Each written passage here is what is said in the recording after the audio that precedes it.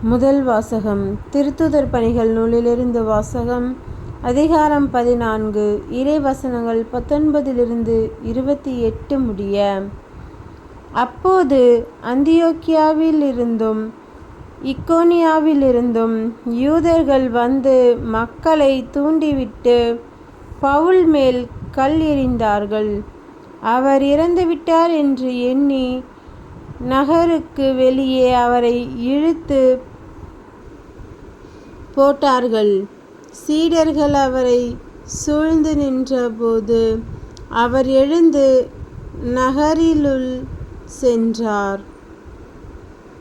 மறுநாள் அவர் பர்னபாவுடன் தெருபைக்கு புறப்பட்டுச் சென்றார். அந்த நகரில் அவர்கள் நற்செய்தி அறிவித்து பலரை சீடராக்கிய பின் லிஸ்திரா, இக்கோனியா, அந்தியோக்கியா ஆகிய நகரங்களுக்கு திரும்பி வந்தார்கள். அங்குள்ள சீடர்களின் உள்ளத்தை அவர்கள் உறுதிப்படுத்தி, நாம் பல வேதனைகள் வழியாகவே இறையாட்சிக்குள் நுழைய வேண்டும் என்று கூறி நம்பிக்கையில் நிலைத்திருக்கும்படி அவர்களை ஊக்குவித்தார்கள். அவர்கள் ஒவ்வொரு திருச்சபையிலும் மூப்பர்களை தேர்ந்தெடுத்து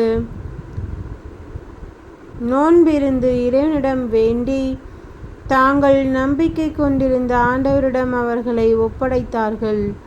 பின்பு பிசிதியா வழியாக பம்பிலியா வந்தார்கள்.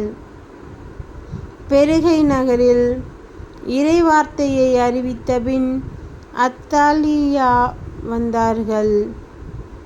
அங்கிருந்து கப்பலேறி அந்தியோக்கியா வந்தார்கள். அங்கேதான் அருள் வழங்கும் கடவுளின் பணிக்கென்று அவர்கள் அர்ப்பணிக்கப்பட்டார்கள். இப்போது அப்பணியை செய்து முடித்து விட்டார்கள்.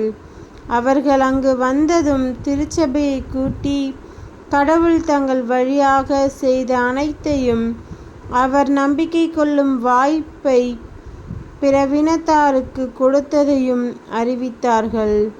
அங்கே அவர்கள் சீடர்களுடன் பல நாள்கள் தங்கினார்கள். ஆண்டவரின் அருள்வாக்கு. இறைவா உமக்கு நன்றி. நற்செய்தி வாசகம். புனித யோவான் எழுதிய நற்செய்தியிலிருந்து வாசகம். அதிகாரம் 14. இறைவசனங்கள் 27 31 முடிய. அமைதியை உங்களுக்கு விட்டு செல்கிறேன், என் அமைதியையே உங்களுக்கு அளிக்கிறேன். நான் உங்களுக்கு தரும் அமைதி உலகம் தரும் அமைதி போன்றது அன்று.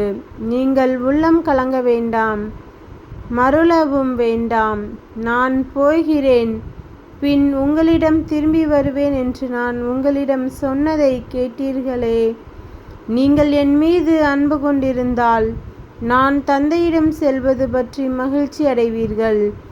ஏனெனில் தந்தை என்னை விட பெரியவர். இவை நிகழும்போது நீங்கள் நம்புமாறு இப்போதே இவை நிகழும் முன்பே சொல்லிவிட்டேன். இனி நான் உங்களோடு மிகுதியாக பேசவே போவதில்லை, ஏனெனில் இவ்வுலகின் தலைவன் வந்து கொண்டிருக்கிறான். அவனுக்கு என் மேல் அதிகாரம் இல்லை.